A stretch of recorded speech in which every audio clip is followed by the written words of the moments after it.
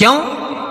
तो लिंग पुराण के अंदर और शिव महापुराण के अंदर वर्णन किया गया कि भगवान शंकर ने नंदी को वचन दिया था, सुनो नंदी। शंकर भगवान से नंदी कहता है हमारा भरण पोषण कैसे हो?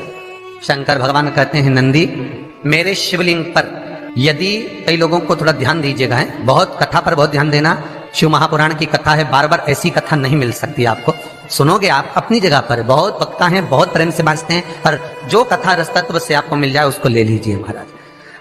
कोई वस्तु, कोई भोजन आप बनाकर लेकर गए हो, कोई पकवान आप बनाकर लेकर गए हो, कोई फल लेकर गए हो, यदि शिवलिंग पर वो पकवान, वो मिठाई, वो फल टच हो गया तो वो खाने के योग्य नहीं रहता, वो घर पर लेकर मत आना, मंदिर में ही छोड़कर।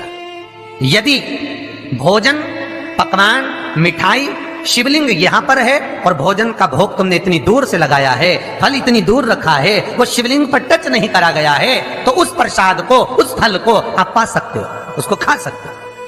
पर जो शिवलिंग पर टच हो गया फिर वो केवल नंदी, श्रृंगी, भृंगी, प्रेतों का, भूतों का, आहूतों का भाग होता है। प्रेत, भूत, आहूतों का, वो फिर खाने योग्य नहीं है। हाँ, यदि नर्मदेश्वर महादेव हैं, नर्मदा जी के जल से कोई शिवलिंग प्रकट हुआ है, नर्मदा जी के जल से, कोई कंकर से, नर्मदा के जल से अगर कोई शिवलिंग प्रकट हुआ है, उस शिवलिंग की स्थापना कहीं पर है या आपके घर में है, तो उसको कुछ भी टच हो जाए वो पा सकते हो, पर बाकी के शिवलिंग को स्पर्श किया हुआ नहीं पा सकते। केवल एक नर्मदेश्वर महादेव नर्मदा के जल से प्रकट हुए। कई लोग पूछते हैं ये सांप है कौन, ये सर्प है कौन, तो उसको बताओ ये भगवान शंकर के गले में जो एक सांप पड़ा हुआ है ये भगवान विष्णु हैं। और शंकर भगवान के सिर पर जो जटा में सांप दिखता है, वो हाथ में सांप बंधे रहते हैं, वो दो हाथों में, कमर पर, सिर पर, केशों पर जो सांप 5 नजर आते हैं वो, तो बताओ ये शंकर भगवान की 5 लड़कियां हैं, जया, विषहरा, शामली बारी, दो तली और देव। ये 5 लड़कियां भगवान शंकर के इर्द गिर्द घूमती हैं, आस पास भ्रमण करती, सभी ये शिव की बेटियां भगवान शंकर के साथ भ्रमण करती हैं। 5 जया, विषहरा, शामली बारी, दो तली और देव, ये जो 5 पुत्रियां थी शंकर भगवान की, ये वासुकी को दी गई थी महाराज, क्योंकि ये सर्प की योनि में थी, इसलिए ये वासुकी नाग को प्रदान करी गई थी। वासुकी नाग कौन सा? जिसने मंथन कराया। वासुकी नाग कौन सा? जिसके फण पर पूर्ण पृथ्वी विराजमान है। वासुकी नाग कौन सा? जो निरंतर देवताओं के हित के लिए कार्य करता रहता। एक पान के पत्ते के ऊपर, मात्र पान जानते हो, वो खाने वाला पान करता है उसका पत्ता, पान के पत्ते के ऊपर जो चंदन से शंकर के नाम, पार्वती का नाम और ब्रह्माणी सरस्वती का नाम लेकर शिव को समर्पित कर दे महाराज, उसकी भी तिथि बताइए, बड़ी सुंदर है। जब रवि का पुष्य योग पड़े, रवि पुष्य नक्षत्र हो, रवि का पुष्य योग पड़े, उस समय पान के पत्ते पर चंदन से शंकर, पार्वती और सरस्वती का स्मरण कर कर जो शिवलिंग के ऊपर उस पान के पत्ते को चढ़ाकर 5 बेलपत्र, 3 समी पत्र समर्पित कर देते हैं, उस बच्चे से चढ़वा देते हैं, वो बच्चा कभी पढ़ने में कमजोर नहीं होता, विद्या में बढ़ता ही बढ़ता है। पलटकर माँ बाप को देखना ही नहीं पड़ेगा, बच्चे को कभी भी माँ को कहना ही नहीं पड़ेगा कि पढ़ने बैठ, वो खुद पढ़ेगा, रुचि से पढ़ेगा। 5 बेलपत्र, 3 समी पत्र समर्पित कर दें, भगवान शंकर का स्मरण करें और उस बच्चे को प्रणाम करवा कर वापिस लेकर आए, बच्चा विद्या में प्रबल होता है, विद्या प्रखर। भगवान शिव देने वाला है, सरस्वती को स्वर बोले। शिव महापुराण की कथा, लिंग पुराण की कथा, विष्णु पुराण की कथा, पद्म पुराण की कथा कहती है कि किसी वृक्ष के नीचे, जिन वृक्षों का गुणगान हमारे शास्त्र करते हैं, जिन वृक्षों का गुणगान हमारी पुराणे करती हैं, उन वृक्ष के नीचे अगर एक मंत्र का मनका भी फेरा जाए तो उसका पुण्य 1000 गुना प्राप्त हो जाता है, आप रूप प्राप्त होता है अपने आप जिस पुण्य को करना चाहे। मेरा बहुत निवेदन है महाराज, बहुत प्रयास करा करो, प्रयास करना।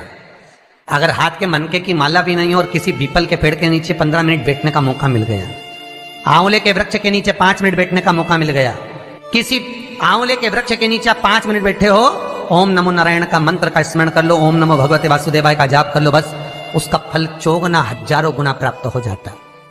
शमी के पेड़ के नीचे बैठे हो, श्री शिवाय नमस्तुभ्यम का जाप करिए, चौगुना गुना फल मिलेगा, 1000 गुना फल। बेलपत्री के पेड़ के नीचे गए हो, ओम नमः शिवाय ओम का जाप करिए, फल मिलेगा।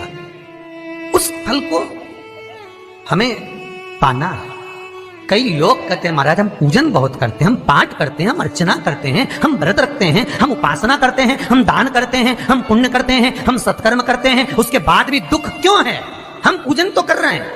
आपके पेट में दर्द हुआ, मान लो आपके सिर में दर्द हुआ, अब सिर में दर्द हुआ तो आपने गोली तो खाई, एनासिन भी खाई, क्रोसिन भी खाई, डिस्परिन भी खाई, कॉम्बिफ्लेम भी खाई, ना जाने कहां की गोलियां खा गए, सिर में दर्द था और 4-5 तरह की गोली खा गए। तुमने जब तो गोली खा ली और गोली खाने के बाद तुम्हें थोड़ा सा असर भी हो गया, पर इतनी गोलियां जो खाई है तो बाद में रिएक्शन तो करेगी, कुछ तकलीफ तो देगी, कुछ गर्मी तो करेगी, बीपी शुगर ऊंचा नीचा कर सकती है, नहीं पाई।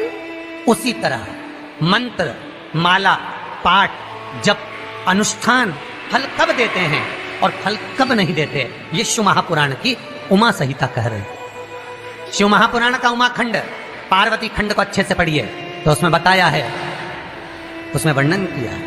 हम पाठ करने बैठे, इतनी बड़ी पोथी लेके लोग बैठ जाते हैं, पहले राम रक्षा स्तोत्र पढ़ लिए, फिर ये पढ़ लिए, गीता जी का अध्याय पढ़ लिया, ये पढ़ लिया, ये चालीसा, दुर्गा चालीसा, शिव चालीसा, तांडव, ये मंत्र जप लो, वो मंत्र जप लो, फिर कोई महाराज बता गया वो मंत्र जप लो, फिर कोई महाराज बता गया वो मंत्र जप लो, ये वाला देवता ला के अलमारी में रख लो। इतनी बड़ी पूजन की अलमारी, बस इतनी बड़ी, ज्यादा से ज्यादा होगी तो इतना बड़ा पूजन का घर, कमरा, उसमें इतना सारा देवता। रामेश्वर गई तो उनको ले आई, जगन्नाथ जी गई तो उनको ले आई, द्वारका गई तो उनको ले आई, वृंदावन गई तो उनको ले आई, महाकालेश्वर गई तो उनको ले आई, सारा देवी देवता वहीं बैठा, पितृदेव, ये देव, कुल देवी, शंख देव, घंटी देव, दिया देव, सब उसी में, गणेश जी, शंकर जी, हनुमान जी, राम जी, सब भरा बड़ा। और पूजन करने सुबह से आई, सुबह से इतनी सी शक्कर लाई कटोरी में, इतनी सी शक्कर कटोरी में, भगवान को नहला धुला के कटोरी धर दी। इतनी बड़ी अलमारी में सारा देवता ऐसा कसा कसाया बैठा है, सारा देव। तीर्थ करने फिर गई तो गणेश जी शंकर भगवान से बोले पिताजी फिर जा रही है। शंकर भगवान बोले बेटा खसक के बैठो, फिर पकड़ के लाएगी किसी के बैठ, फिर लाएगी किसी, फिर ले आई, फिर रख दिया। पूजन करने आई, कलश रख दिया, मंदिर में ढुल गया, भगवान पूरा गीला हो गया। गणेश जी शंकर जी से बोले पिताजी पूरा गीला करके चली गई। शंकर भगवान बोले बेटा तो कल ही आएगी, दिया लगा के गई तो गीले में बैठो, अब नहीं आने वाली।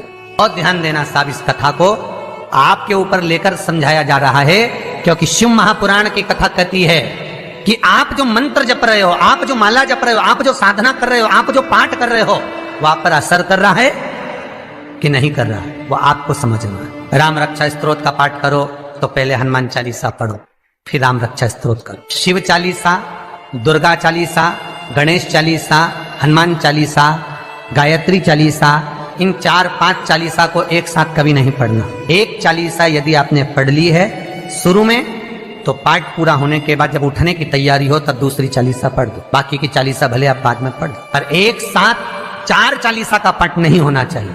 पाठ करने बैठे हो, किसी एक मंत्र की माला जप रहे हो, ओम नमः भगवते वासुदेवाय जपा, या शंकर जी का मंत्र जपा, या गुरु का मंत्र जपा, या ये मंत्र जपा, या वो मंत्र जपा, उस मंत्र को जपने में बीच में कुछ गैप होना चाहिए। एक साथ रट्टा मार पे ओम नमः भगवते, ओम नमः भगवते, शिव नारायण, ओम नमः शिवाय, फिर ये जप लो, वो जप लो, पूरा पाठ।